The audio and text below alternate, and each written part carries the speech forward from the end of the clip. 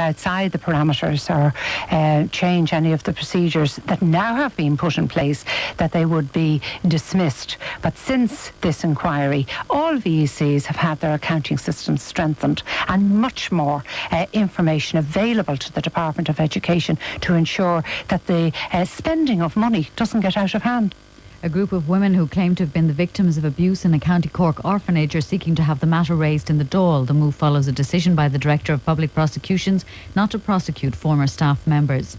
A survey of clergy who have sexually abused children shows that most of their victims were boys aged between 13 and 17. The figures were revealed by the Granada Institute in Dublin, which treats abusers.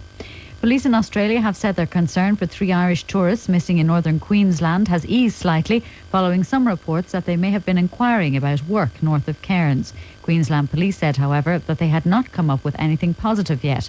The 3 have been named as Sandra Mahan, Stuart Gamble and Neil Hewson, who have been travelling in a camper van. Queensland Police said Miss Mahan phoned her father on Saturday and seemed to be in some distress. And the funeral of the former RTE newsreader Charles Mitchell took place in Dublin. Former colleagues from both broadcasting and the theatre gathered at St Mary's.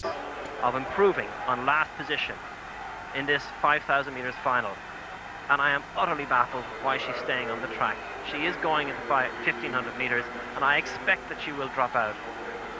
Well, I think that she should drop out. The main reason I didn't finish the race was because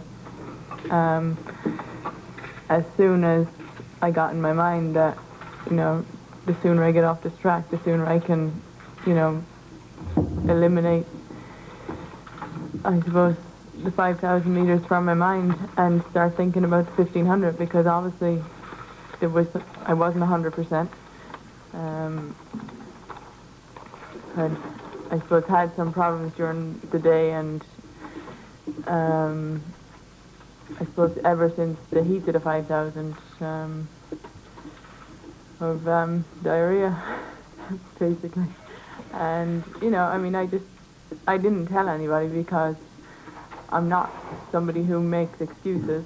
Yes, she had Reebok shorts on in the warm-up, and right as the starter called him to the line, she peeled off the Reebok shorts with ASIC shorts underneath those.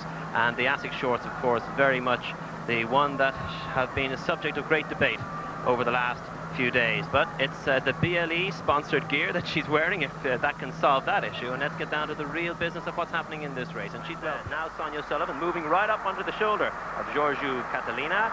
So that means that it's a good position to be in. She looks fairly good, but at this pace anybody looks good in this field, and they're all of them in it.